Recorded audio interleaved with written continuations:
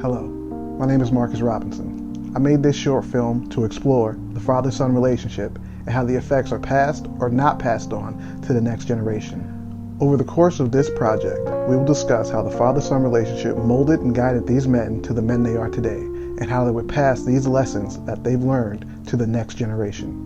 I will ask them two questions. What is/was the relationship like with your father? And the second question is, how did that affect the way you guide and mentor your kids or the children in your life today?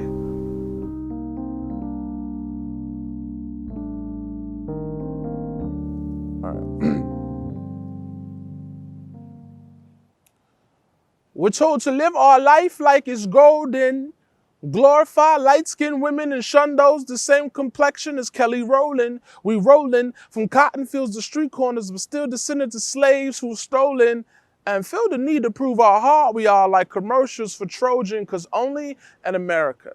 Many are called, but few are chosen to be second comings of Oscar Grant, criticized for how we wear our pants and rock our brims. They condemn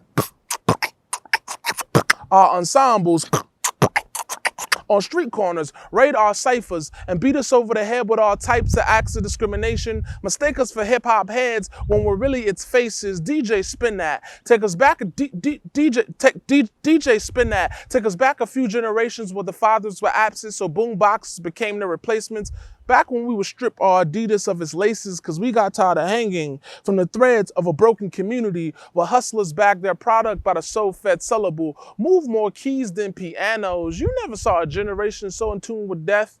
We count our breaths by the scale degree until we meet octaves of struggle because survival is all improv. In a neighborhood where drugs and violence are like bebop to the soft ears of Ella Fitzgerald's nephews. A generation who have taken blue skies and replaced them with black eyes because the clouds just don't seem to smile anymore. And generational curses repeat themselves like ostinatos. Bullets hit harder than eighth notes, 1 and 2 and more young folk dying a death slower than dotted whole notes because life is the only composition with no contemporary score because you can't measure the unexpected.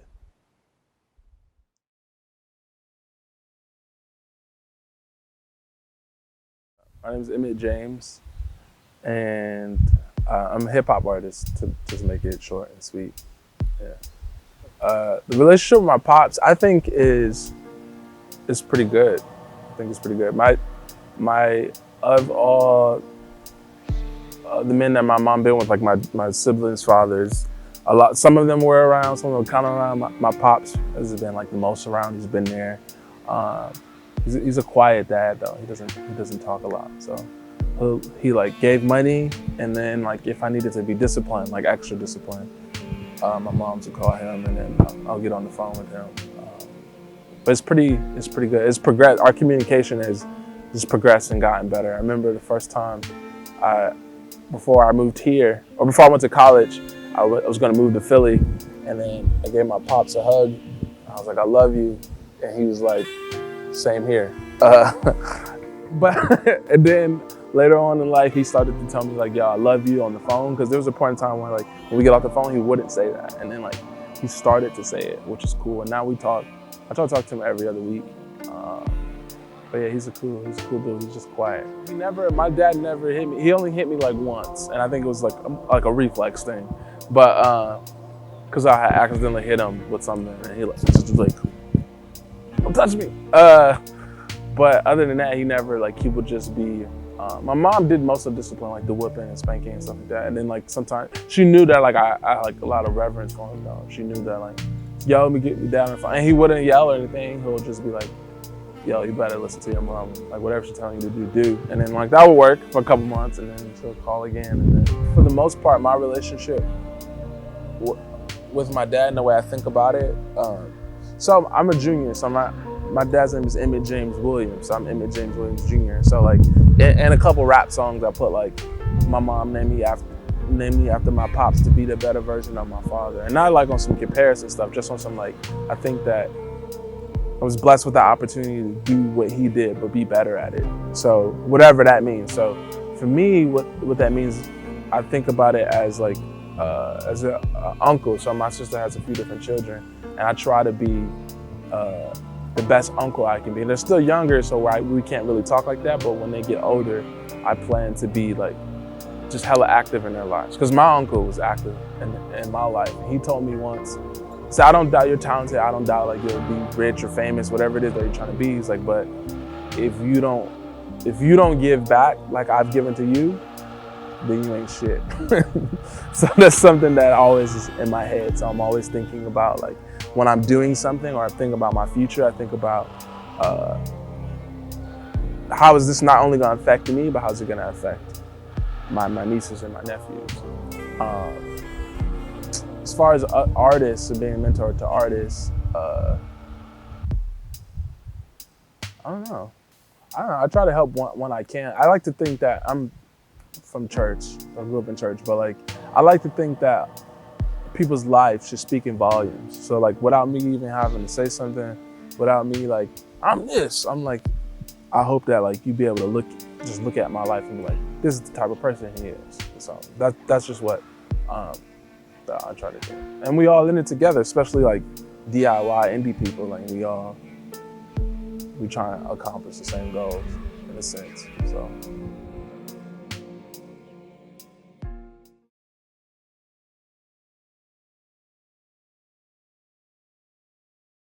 I got you. What's going on? I'm Jeremy McBride, owner, Comfort LA. We do all organic soul food. Yeah. My relationship with my dad was pretty dope. You know, he traveled a lot when I was young, but at the same time, he was there. His presence was always felt. You know, he was the oldest of 11, so. He's very like fatherly, if that makes any sense. He's been a dad for a long time, you feel me? Like especially being the oldest. So that a lot of his traits have definitely rubbed off on me, good and bad, you know, but you got to take the good with the bad. So, well, my relationship with my dad affected my future endeavors in multiple ways, mostly because, like I said, he was very nurturing, and at the same time, he was stern, but he wanted the best for everybody. And I feel like those are some of the traits that really rubbed off on me, the reason why I'm even doing any of the work that I'm doing. Like with programs such as Hustlenomics, where, you know, I create business plans for young men who don't necessarily know that's an option, essentially. So it's all about the ability for us to find our own power in multiple ways, you feel me? So it's just, I feel like I'm an unlocker of doors, if you will.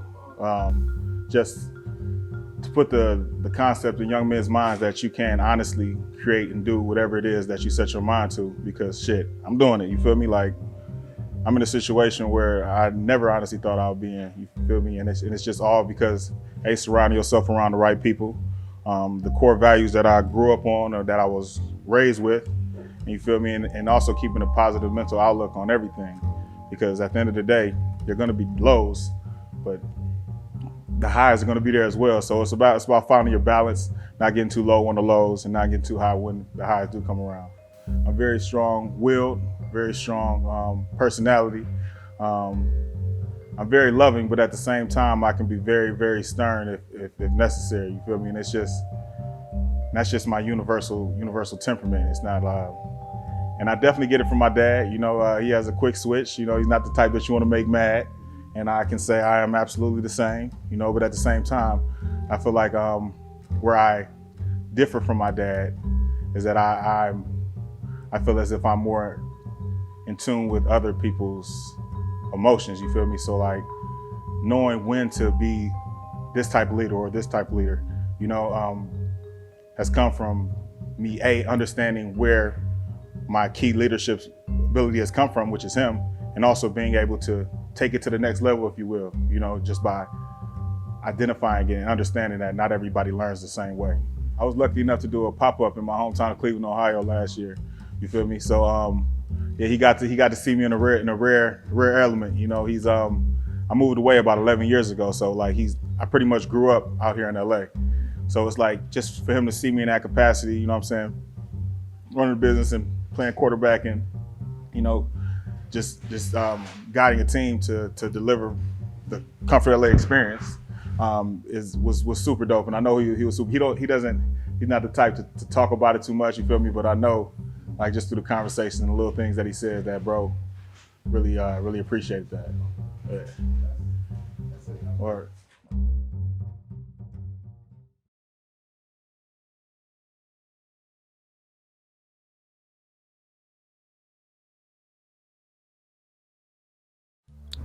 Kirkland Vaughan. My title is doctor in clinical psychology. Yeah. And in addition to that, I have a certificate from NYU in psychoanalysis. Founding editor of the Journal of Infant, Child, and Adolescent Psychotherapy.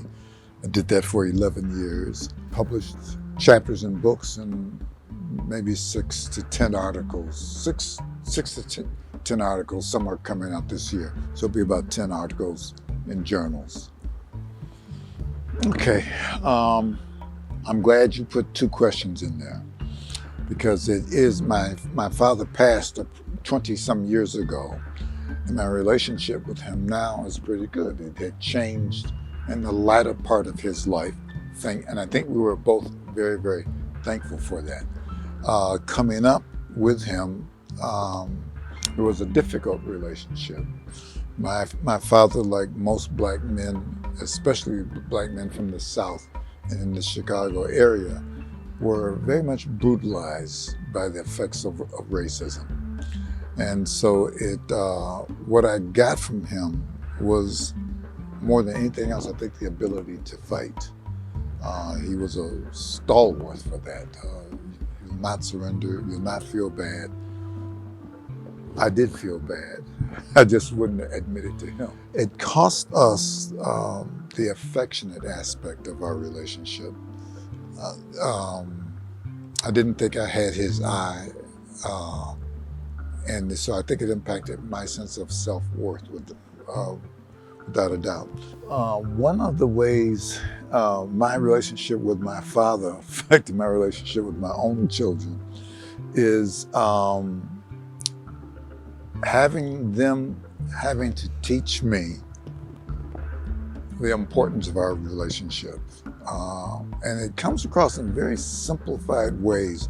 Like they'll ask me, are you gonna be home this weekend? Or what time are you getting home? With a smile on their face when I say, well, I'll be home. And the sense of them still wanting to be around me, whereas I didn't have that with my dad. When he was gone, we had peace in the valley, you know.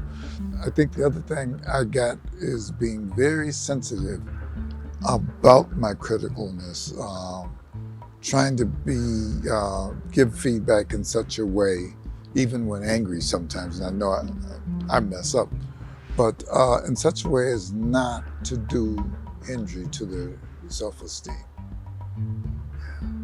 So when I'm working therapeutically with kids, just to recognize that all of us, whenever we're traumatized and we want something so desperately, we also defend against ever being vulnerable to it again. And I think the healing process isn't an intrapsychic process. I think for me, the healing process is always one with another human being. It's an interpersonal process. Yeah, I think that a couple things preceded it. One was my own therapy. So I had been in analysis for years. I think another aspect of it was he had gotten older. And we both knew that either we do this or it was never going to be done. We weren't going to get a second chance. And we both wanted it. And it occurred, actually, it got initiated at a family reunion. I was not very good then at tying a tie, and I asked him, I was being defensive without recognizing it. I went to his room and said, oh, could you tie my tie for me? And he looked at me and he said, yeah, but where's the tie? And everyone began to laugh, and I didn't laugh. And he began to laugh, and he stopped. And he saw he understood on some level what I was asking him for, as well as I did. So my anger was held in check, so was his. And I went and got the tie, and we began to talk after that. Talk as two men, honestly, and the bitterness and the pain was not forefront. I could understand how he had been injured and the lapses that caused for him, and so a lot more sharing went on, as opposed to the accusations and the reprimands and do this and do that. So I was even able to let him know how I had experienced so much of the early musicians firsthand. When I was in high school, I'd wait for him to come home at midnight. He'd come home and I'd climb out the bedroom window, go up on the bus side, listen to some jazz.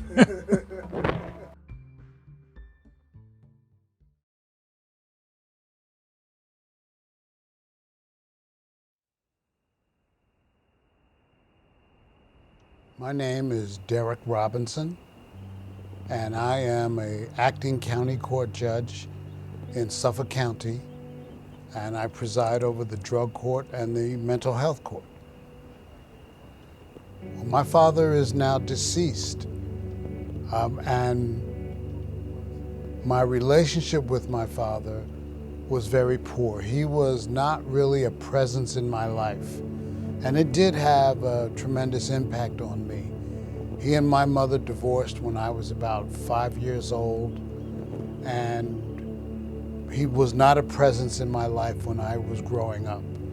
When I invited him to my high school graduation, he didn't attend. When I invited him to my graduation from my alma mater, Howard University, he did not attend. And quite interestingly, he was also an alumni of Howard University. I grew up hearing about his attendance at Howard University and how he graduated with honors from Howard University, but he didn't come to my graduation. When I got married, I invited him to my wedding, and he did not attend the wedding. When I graduated law school, I invited him to my graduation, and he didn't attend my graduation. So his presence, or rather, more accurately, his absence in my life had a tremendous effect on me. There were times when I had to go and look for and seek out to have a father-like figure in my life. I remember being in the Boy Scouts, and they would have things like father-son night, and I would have to ask a male relative, and in my life that was Langston Booth. So he would talk to me about the importance of being a male and how to be a man and how to fight. He taught me about how to defend yourself, and so those were things that I really carried with me all throughout my life. When I got married to my wife, we discussed the importance of children in our life, and I kept emphasizing that your children are your wealth. She didn't quite grasp that or gather that or accept that at the time because we were both young. But I was doing it with a mindset that I was going to have a family life that would create the life that I felt that I lacked having a father in my life.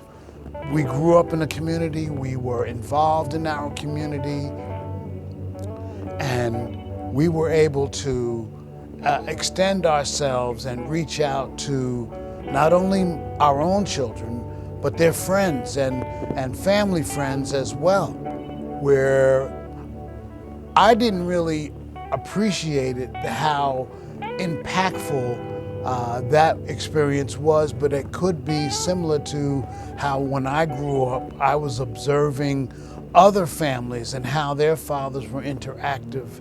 We have people that then went on to, as first-time members of their family, to go to college. First-time members of their families to graduate college. And now we have a group of those people that are now doctors, that are now educators, So if you didn't have a father figure in your life, you can be that father figure, not only in your children's life, but in the life of your community.